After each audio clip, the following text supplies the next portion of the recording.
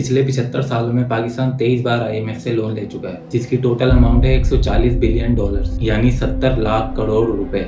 जी हाँ, ये इम्पॉसिबल सी रकम वाकई में एग्जिस्ट करती है, जो कि हमारे पॉलिटिशियंस अब तक IMF से कर्जा लेकर खा चुके हैं, जिसमें से 15% डिक्टेटर्स ने, 9% PTI ने, 32% पाकिस्तान मुस्लिम लीग नून ने और सबसे ज्यादा 44% पाकिस्तान पीपल्स पार्टी ने लिए। ये इतना पैसा है कि अगर पूरे पाकिस्तान को इसके लोगों समेत बेच भी दिया जाए तब भी ये कर्जा उतारा नहीं जा सकता। ये इतना पैसा है कि पाकिस्तान की पूरी जमीन पर 100 वाले नोट्स बिछा दिए जाएं तो जमीन खत्म हो जाए लेकिन ये पैसा पूरा ना हो। लेकिन अफसोस, ये सारा पैसा सिर्फ चंद लोगों के स्विस अकाउंट में ब्लैक मनी बन के पड़ा हुआ है और एक आम पाकिस्तानी अपनी मंथली इनकम का 30% हिस्सा इन्फ्लेशन और बाकी का 70% महंगी बिजली और पेट्रोल खरीदने में खर्च कर देता है। अब आप सोचेंगे कि जब इतना पैसा लूट ही लिया है तो और महंगाई करने की क्या जरूरत है, लेकिन मेरे दोस्तों, महंगाई गवर्नमेंट नहीं बल्कि कोई और करता है। आए समझें।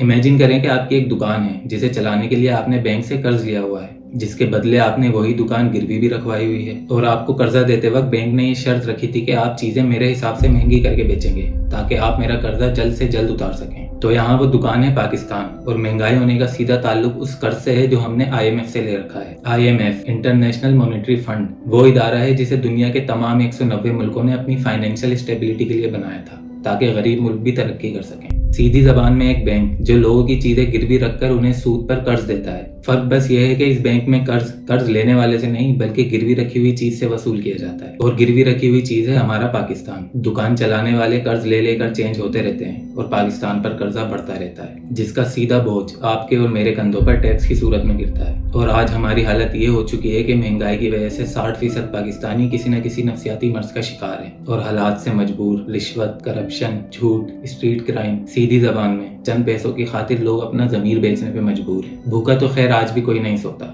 लेकिन पेट भरने की जुस्तजू में हराम और हलाल का फर्क खत्म होता जा रहा है। लेकिन जिनका पूरा मुल्क ही सूद पर चल रहा हो उनका हलाल और हराम से क्या लेना देना। लेकिन फिर भी इस सूद पर चलने वाले मुल्क को हम इस्लामी जरूर कहते हैं, जहाँ एक पंक्चर वाले से लेकर एक वजीर आजम तक सबके सब चोर हैं। लेकिन आपको 14 अगस्त पर बेजिज लगाए टीवी एंकर, सड़कों और कायदे आजम के मजार पर झंडा लहराते कुछ मुनाफिक लोग जरूर देखने को मिलेंगे, जो बाकी के 364 दिन इसी झंडे को अपने पैरों के नीचे रोनते हुए नजर आते हैं। इंडिया से मुकाबला करना तो दूर, 1971 में हमसे आजादी लेने वाला बांग्लादेश भी हमसे बहुत आगे निकल चुका है। उनकी करेंसी का एक बांग्लादेशी टका आज पाकिस्तानी 3 रुपए के बराबर है। हम लिटरेसी रेट में दुनिया के 190 मुल्कों में 172वें नंबर पे आते हैं, यानी सूडान और नाइजीरिया जैसी कंट्रीज से भी पीछे। अब मैं खुसूसी तौर पर government officers, police department, army और रेंजर्स के एहलकारों से मुखातिब हूँ। अगर आप में से किसी तक भी मेरी आवाज पहुंच रही है तो अब जो मैं कहने जा रहा हूँ उसे बहुत गौर से सुनिएगा। ये वो अल्फाज हैं जिन पर आपके बच्चों की सांसें टिकी हैं। डेमोक्रेसी यानी जमहूरियत सिर्फ उन मुल्कों में कामयाब होती है जहाँ पढ़े लिखे बाशऊर लोग रहते हैं। 80% पाकिस्तानियों को तो जमहूरियत का मतलब तक नहीं पता, शायद आप भी उनमें शामिल हों। तो गवर्नमेंट चाहे किसी की भी आ जाए, डेमोक्रेसी के रहते कोई पॉलिटिकल पार्टी ये कर्जा उतार ही नहीं सकती, बल्कि उल्टा उनको इस मुल्क को चलाने के लिए और कर्जा लेना पड़ेगा, जिससे हम और भी गहराई में धंसते चले जाएंगे और एक दिन पाकिस्तान ही बिक जाएगा। हमारे पास बस अब सिर्फ एक उम्मीद है और वो है इस्लाम। सिर्फ इस्लाम ही इस मुल्क में इनकलाब ला सकता है। आपको हो सकता है सुनकर बुरा लगे, लेकिन हम मुस्लिम नहीं, नीम मुस्लिम हैं और नीम मुस्लिम